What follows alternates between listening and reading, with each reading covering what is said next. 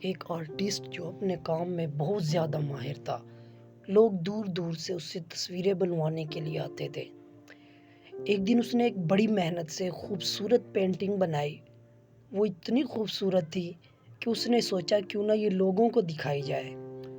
اس نے وہ پینٹنگ لی اور شہر کے درمیان چوک پر لٹکا دی اور اس پینٹنگ پہ یہ تحریر کر دیا کہ اگر اس پینٹنگ میں کوئی غلطی ہو یا کوئی نقص ہو تو اس کو انڈر لائن کر دیا جائے.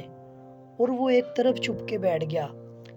کچھ دیر بعد لوگ آئے، اس پینٹنگ کو دیکھنے لگے، دیکھتے اور چلے جاتے. اس آرٹسٹ کی حیرت کی انتہا نہ رہی.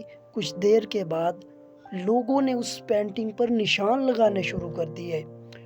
وہ بیٹھا یہ سوچ رہا تھا، نہ یہ کوئی اتنے بڑے آرٹسٹ ہیں اور نہ یہ تصویروں کے بارے میں اتنا جانتے ہیں، اور انہوں نے اس تصویر پر نشان لگانے شروع کر دیے.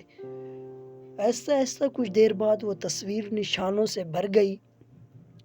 شام کو وہ بڑا مایوس اپنے گھر واپس لوٹا تو اس کی مایوسی اس کے چہرے سے ظاہر ہوتی تھی.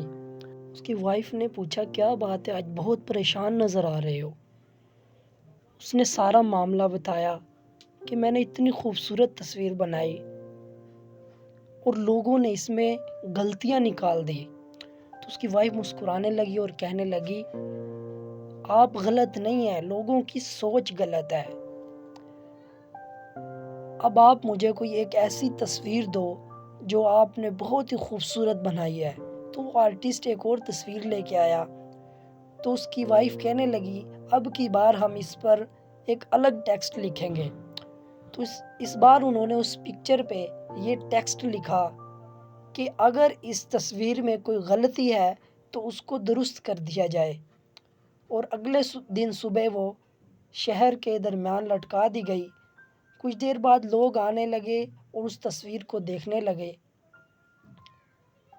اور وہ آرٹسٹ اور اس کی وائف ایک طرف چھپ کے بیٹھ گئے اور دونوں دیکھنے لگے. سارا دن گزر گیا، تصویر ویسی ہی تھی جیسی صبح لٹکائی گئی تھی.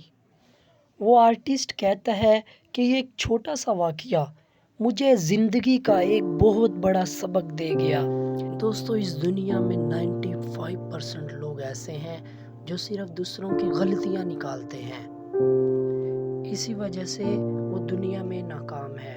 وہ محنت نہیں کرتے، وہ اپنا وقت دوسروں کی غلطیاں نکالنے میں گزار دیتے ہیں.